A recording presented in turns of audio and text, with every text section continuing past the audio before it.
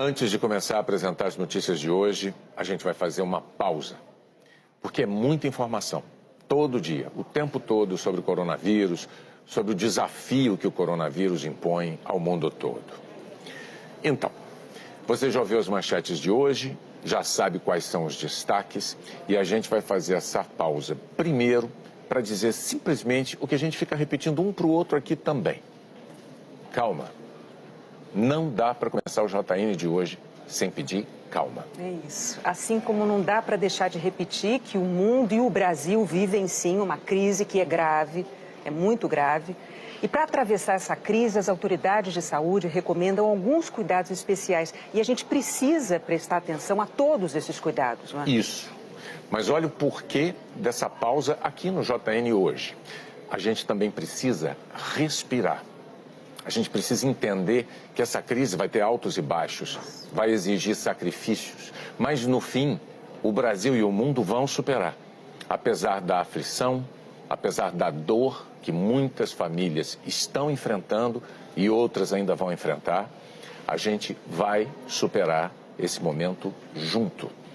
E vai ser mais fácil quanto mais a gente mantiver a calma. É isso, além dos cuidados com a higiene, que o principal pedido hoje, para quem pode, é ficar em casa, até que venha a orientação para sair. Mas claro que alguns profissionais não podem cumprir essa ordem, né? Porque fazem um trabalho essencial, não podem parar. Isso vale para quem é profissional de saúde, esses são heróis, são sempre os heróis. Mas é verdade também para quem recolhe o lixo nas ruas, para os policiais, para quem faz a manutenção da rede elétrica, da telefonia, por exemplo, e para muitos e muitos outros. E também para os jornalistas e para os profissionais que ajudam os jornalistas a levar a notícia até você. Aqui na Globo são profissionais de muitas áreas. Sem esses profissionais não teria Jornal Nacional, não teria programa nenhum do jornalismo da Globo. O jornalista é só uma categoria profissional entre muitas que não podem deixar de trabalhar. E o trabalho do jornalista é reunir informações para ajudar, para deixar você atento, informado. Informação no momento desses é vital, é fundamental. É como lavar as mãos, tem que lavar. E a gente tem que se informar. Mas repara uma coisa, quando a Globo aumentou o tempo diário que é dedicado ao jornalismo, foi exatamente para poder levar essa informação necessária sem correria. É para você ver e ouvir o que está acontecendo e para você saber como deve agir para se proteger. E claro que a gente também tem medo de adoecer. Aqui não tem super-herói, nem entre nós jornalistas, nem entre os colegas das outras categorias que eu mencionei que trabalham com a gente. Não tem. E você talvez até já tenha se perguntado, mas se é para se proteger, como é que tem tanta gente trabalhando ali no jornalismo da Globo? Mas a gente aqui também procura se proteger da melhor forma possível para honrar o nosso compromisso profissional de informar, de esclarecer. Por exemplo, aqui na Globo, os profissionais da redação com 60 anos ou mais estão trabalhando de casa. Qualquer colega que tenha sintoma de gripe ou de um resfriado vai para casa também. Isso desde o dia 12 de março, né? E a gente tem cumprido uma série de regras, de protocolos, justamente para se proteger. A limpeza dos microfones, a distância dos entrevistados, para protegê-los e a nós mesmos também. A limpeza dos nossos equipamentos, uma porção de regras que nem é o caso a gente ficar detalhando aqui. Não é o caso. Então, olha, dito isso, com toda a serenidade, a gente quer agradecer muito o carinho de quem tem manifestado preocupação com os jornalistas nesse momento. É um carinho enorme, muito obrigado. E com essa mesma serenidade que a gente está abrindo o JN de hoje, o Jornal Nacional vai começar agora a apresentar as principais notícias desta segunda-feira. É informação para todo mundo poder se proteger. Mantendo a calma, a gente vai superar essa crise. Exatamente como as capas de todos os jornais estamparam hoje, você deve ter visto. Juntos, vamos derrotar esse vírus. Isso aí. A Organização Mundial da Saúde afirmou hoje que a pandemia de Covid-19 está acelerando. O diretor-geral disse que o novo coronavírus já chegou a quase todos os países do mundo. É de partir o coração. Desde o primeiro caso relatado até os 100 mil casos, se passaram 67 dias. Para outros 100 mil, mais 11 dias. E para outros 100 mil, apenas 4 dias. Mas Tedros Adhanom afirmou que não devemos nos prender às estatísticas. Não somos espectadores impotentes. Podemos mudar a trajetória dessa pandemia, garantiu. E para isso ele ganhou a ajuda de um grande time. OMS e FIFA lançaram uma campanha de combate à doença. Por favor, lave as mãos com frequência usando sabão ou gel desinfetante. O diretor-geral da OMS ressaltou que não há tratamento comprovadamente eficaz contra a Covid-19 e alertou que o uso de medicamentos não testados pode causar mais mal do que bem e provocar uma escassez de produtos essenciais para tratar outras doenças. O secretário-geral das Nações Unidas pediu um cessar-fogo global para que o mundo possa se concentrar no que chamou de verdadeira luta das nossas vidas. Antônio Guterres disse que a ONU precisa de 2 bilhões de euros para ajudar os países mais pobres. O Ministério da Saúde registrou de ontem para hoje 345 novos casos de Covid-19 no Brasil. No total do Ministério da Saúde são 1.891 casos confirmados. Mas as secretarias estaduais de saúde contavam mais 50 casos até as 8 da noite. Com isso, são 1.941 casos confirmados.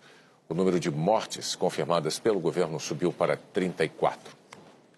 O número de casos de coronavírus no Brasil está dobrando a cada 2 ou 3 dias. O Ministério da Saúde registrou o primeiro caso de Covid-19 no dia 26 de fevereiro.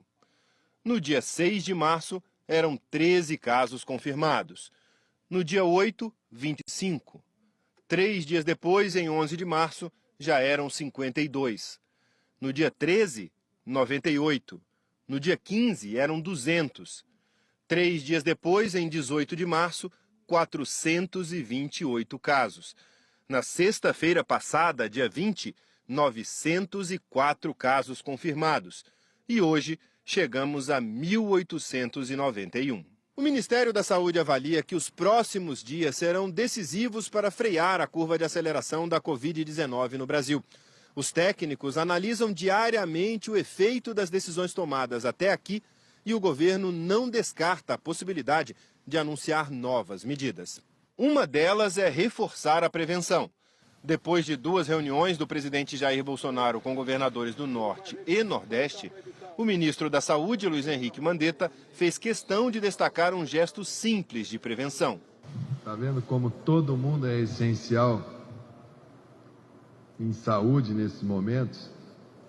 Às vezes um pequeno gesto como limpar esse microfone que ele fez se torna o gesto mais essencial de uma reunião como essa. Então, quando a gente tem situações de saúde em que as pessoas perguntam o que é essencial, dependendo do momento, tudo é essencial. Outra medida é aumentar o número de respiradores disponíveis. O governo está negociando com 4 empresas para ampliar a produção de respiradores para leitos de UTI. Hoje, as empresas conseguem entregar 600 por mês. O nosso esforço de produção de equipamentos de proteção individual e de ventiladores vai crescendo. A gente já consegue hoje falar em 300, 400 respiradores por semana, só na produção nossa interna para o SUS. Então já estamos aumentando isso para 3.000, 4.000 por mês, o que dá fôlego para a gente acompanhar com autossuficiência.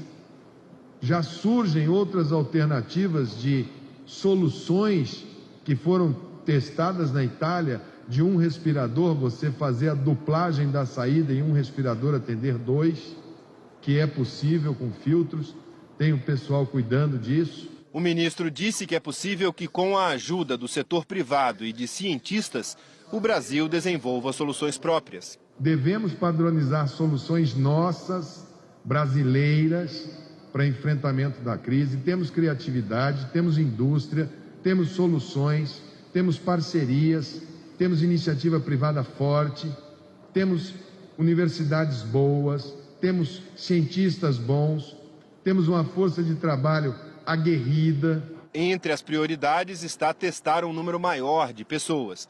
A Agência Nacional de Vigilância Sanitária, Anvisa, aprovou hoje mais 3 novos testes desenvolvidos por empresas privadas para detectar a Covid-19. Agora são 11 os testes aprovados pela agência. Desses 11, 9 são do tipo rápido, em que o resultado sai em cerca de 15 minutos. Anteontem, o Ministério da Saúde anunciou que irá distribuir 10 milhões de testes rápidos para ampliar o número de pessoas testadas. A previsão é de que o primeiro lote chegue no início da semana que vem. Até agora, por causa do número de testes disponíveis, são avaliados apenas os casos considerados graves. Na página do Jornal Nacional, você vê a evolução do número de casos por estado. O médico Davi Wipp, que coordena o Centro de Contingência do Coronavírus no estado de São Paulo, está com a Covid-19. Estou bem, febre baixa, tosse e repouso. Ficarei em quarentena por 14 dias. Espero voltar rápido às minhas atividades. Depois de saber o resultado de Davi Wipp, o governador de São Paulo, João Dória, do PSDB, fez o exame e aguarda o resultado. E subiu para 23 o número de pessoas contaminadas que estiveram com o presidente Bolsonaro na viagem aos Estados Unidos no início do mês. O caso mais recente é o do presidente da Federação das Indústrias de Rondônia, Marcelo Tomé da Silva. Segundo o presidente Bolsonaro, os testes dele deram resultado negativo. Milhares de profissionais de saúde e pessoas acima de 60 anos começaram hoje a se vacinar contra a gripe. A campanha nacional é para os tipos comuns da doença. O dia típico de outono marcou o início da campanha contra uma ameaça que costuma fazer mais vítimas nos meses frios, a gripe. Só no ano passado ela matou 1.122 brasileiros. A vacina, distribuída de graça em todo o Brasil, protege contra os 3 vírus que mais circularam no hemisfério sul em 2019. Influenza A, H1N1, influenza B e influenza A, H3N2. O grande benefício é evitar complicações, como pneumonia e internação hospitalar. A vacina contra a gripe não protege contra o novo coronavírus. Mas a campanha desse ano foi antecipada porque ela é ainda mais importante em tempos de pandemia. Porque ela reduz o movimento de pessoas com quadros respiratórios buscando serviços de saúde. Segundo, porque facilita também o diagnóstico. Se a população tivesse sido vacinada por influenza, a gente pode entender que quadros respiratórios devem ser provavelmente devido ao coronavírus.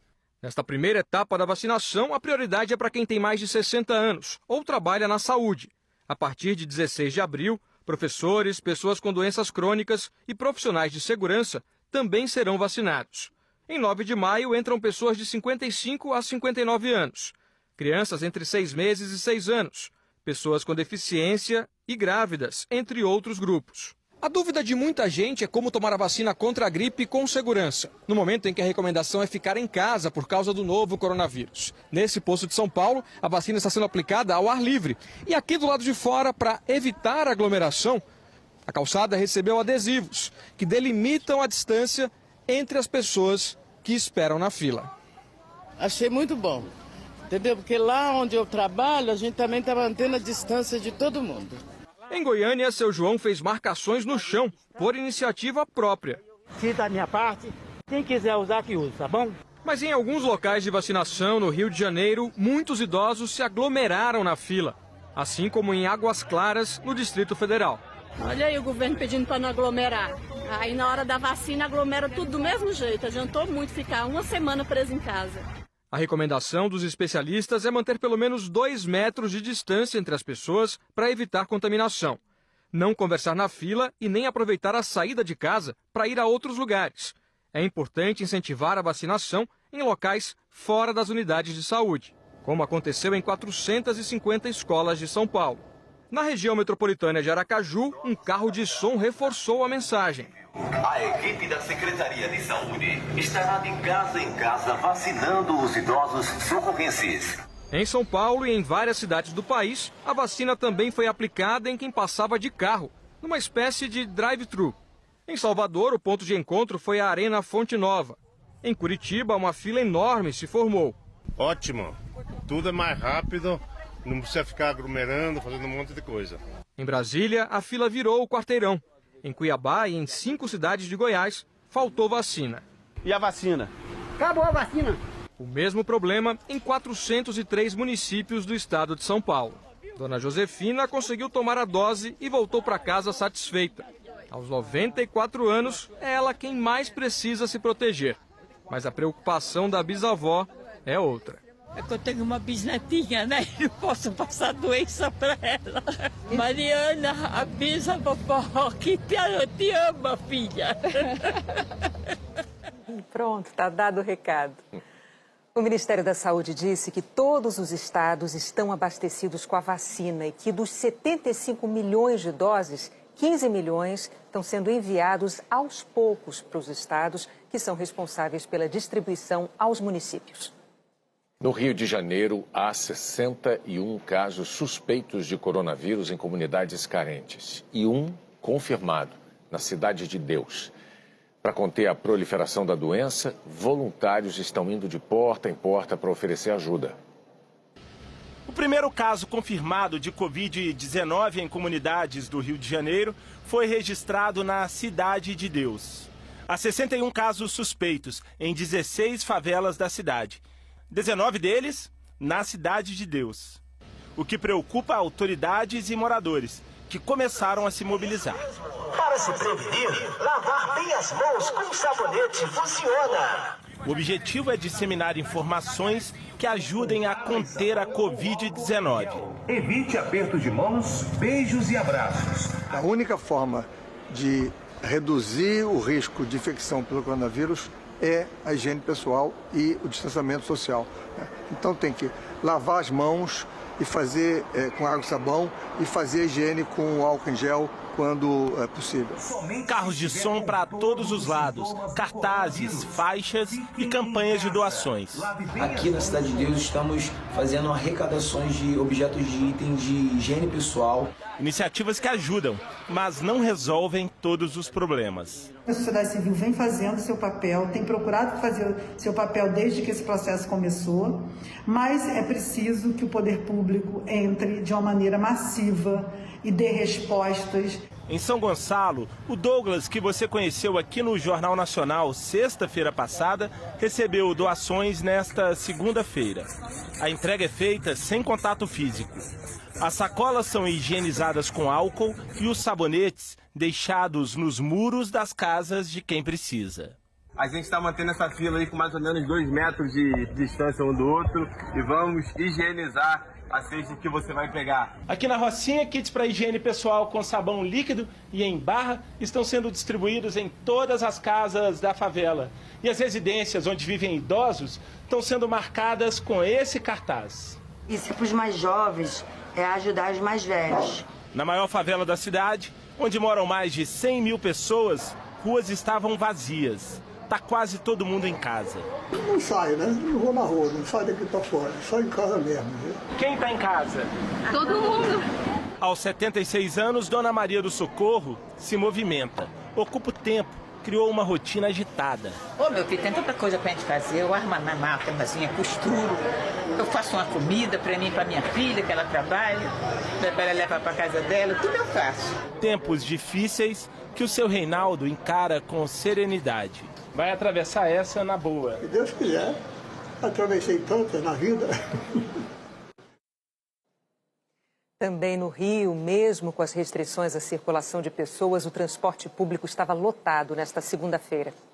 Uma fila gigantesca, tão grande que formava um caracol em 3 lances da passarela, continuava na rua e dobrava a esquina. Pessoas a centímetros uma das outras. Essas imagens foram registradas de manhã na estação de trem de Nova Iguaçu, na Baixada Fluminense. A pessoa chega na fila e não tem orientação nenhuma. fica só no aguardo. Qual documento tem que entregar, mostrar, não está tendo orientação nenhuma. Trabalho como zeladora, fui barrada. A ordem do governo do estado é que entrem no município do Rio apenas profissionais que estiverem na lista de serviços essenciais e com a carteira de trabalho ou crachá. Entre eles, servidores públicos, pessoal da saúde, pacientes em tratamento com um acompanhante com atestado médico ou agendamento, empregados de bares, restaurantes, farmácias, pet shops, veterinárias, garis, frentistas, funcionários das indústrias de alimento, produtos de higiene e limpeza e a imprensa. Renato trabalha na lavanderia de um hospital, mas na carteira consta o nome da empresa terceirizada que presta o serviço. Eu passei aqui, aí mostrei minha carteira para a policial, ela olhou minha carteira e falou que não, a lavanderia não está passando. Depois, Renato conseguiu pegar o transporte. Nas barcas, os passageiros reclamaram de superlotação. Tinham gente um do lado do outro, a aglomeração era insuportável, as barcas quentes, sem ventilação. Nos ônibus, guardas municipais organizaram as filas. Mas veja só a quantidade de gente aglomerada nessa estação na Zona Oeste. Apesar da ordem da prefeitura de que passageiros viajem apenas sentados, alguns ônibus estavam assim. A concessionária foi multada.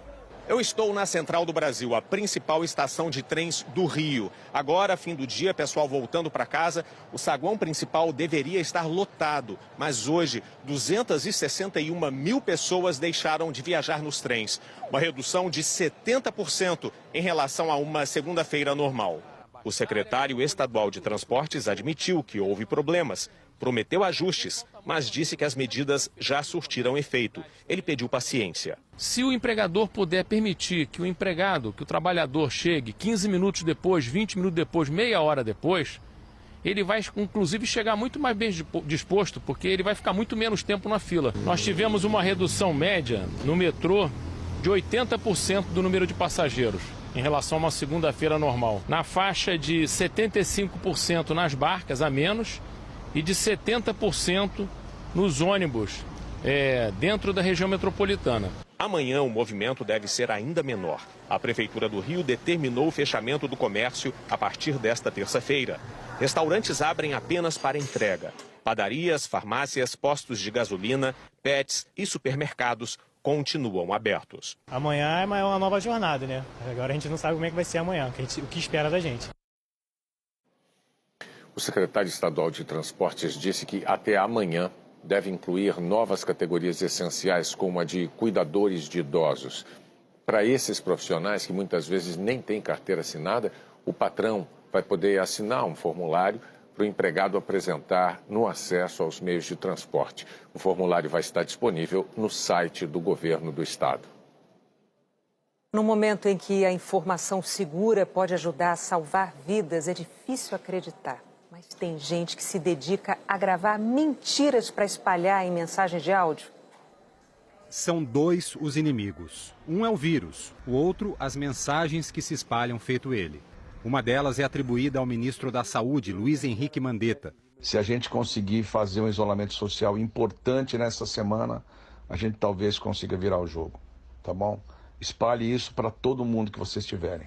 Ontem, o próprio ministro afirmou que a voz não é dele e que a mensagem é falsa. Estou aqui para falar que eu não gravo absolutamente nada de áudio.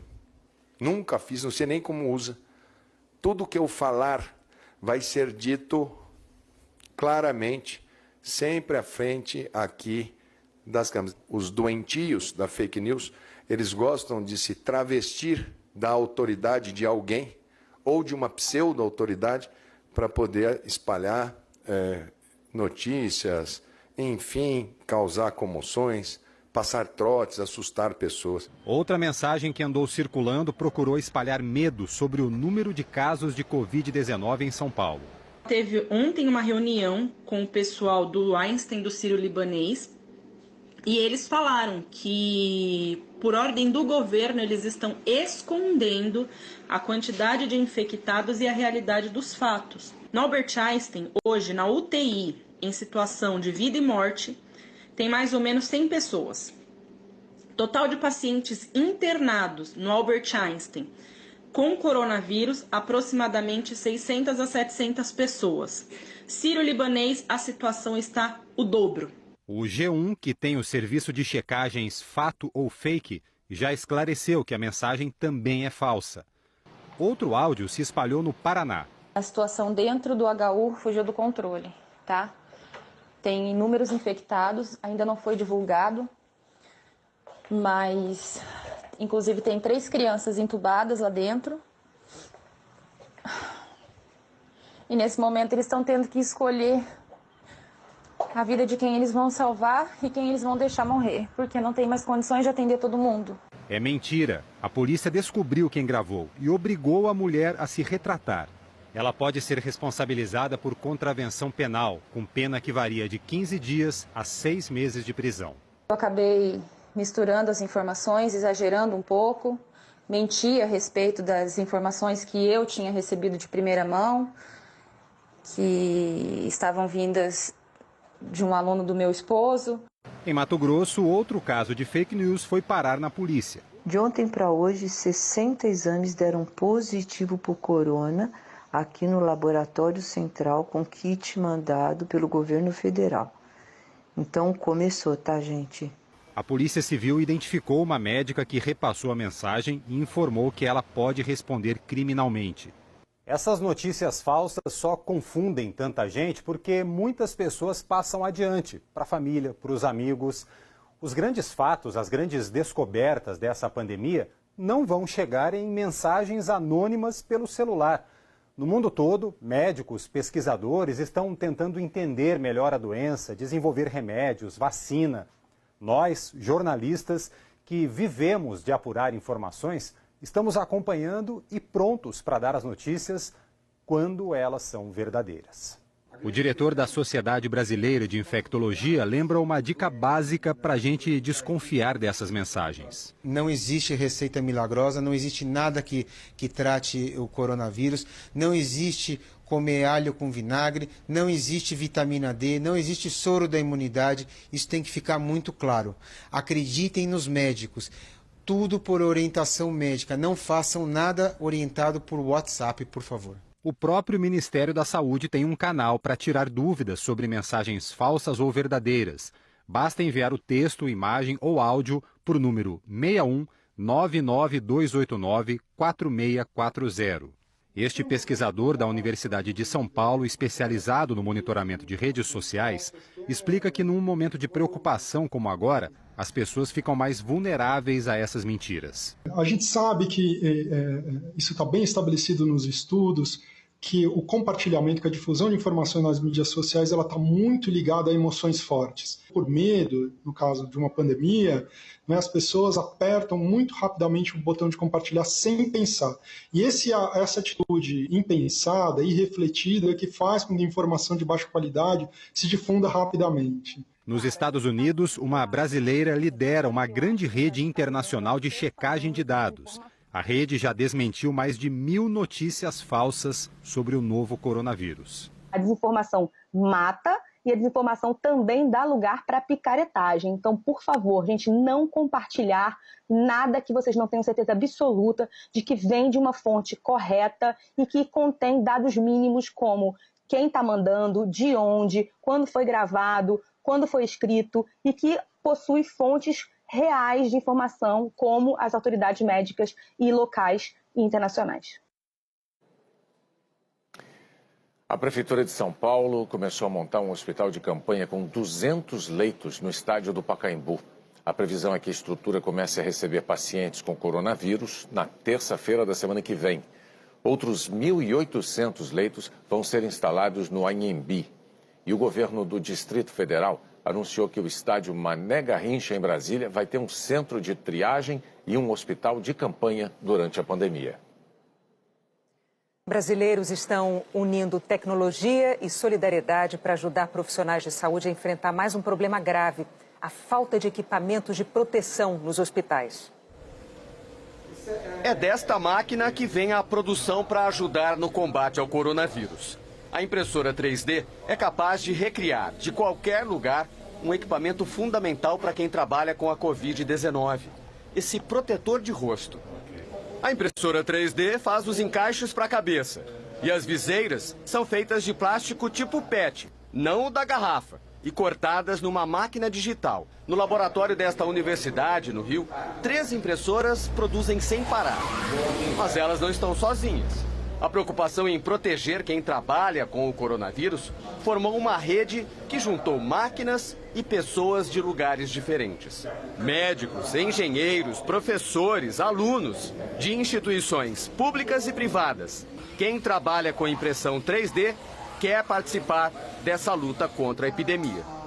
A impressora não precisa estar aqui, a gente está disponibilizando aqui, a universidade, a PUC está disponibilizando um espaço assim, para esse tipo de processo agora, mas assim, as pessoas estão fazendo nas suas próprias casas, nos laboratórios, os laboratórios independentes, então tem várias instituições auxiliando nesse momento. A ideia nasceu no fim da semana passada. Em apenas 4 dias, já são 75 pessoas participando dessa rede colaborativa. E elas colocaram mais de 100 impressoras 3D para trabalhar por esse projeto. E essas máquinas estão produzindo, em média, 200 protetores faciais como esse por dia. A gente já disponibilizou o arquivo com todas as informações da setagem da máquina, o que precisa para poder imprimir, né? Tem um grupo também trabalhando com a questão da higienização, o que é possível, o que não é. Então, toda essa informação está sendo enviada para todo mundo que se propõe, né, a imprimir nesse momento. O diretor médico do Hospital Universitário da Universidade Federal do Rio de Janeiro disse que as doações já estão em uso. O infectologista Alberto Chebabo lembra que a produção desses equipamentos segue especificações técnicas e é acompanhada por especialistas. Esse protetor facial, ele protege, dá uma proteção grande para o profissional de saúde na hora que ele está fazendo um procedimento, que ele está atendendo. E além disso, ela protege a máscara, que é aquela máscara N95 que a gente está tendo falta dela, né? Então tem pouca máscara. Então o que a gente está fazendo é que com essa proteção a gente tem capacidade de reutilizar essa máscara por um tempo maior. A seguir, o governo federal anuncia 88 bilhões de reais para estados e municípios enfrentarem o coronavírus. O Reino Unido anuncia medidas de isolamento obrigatório.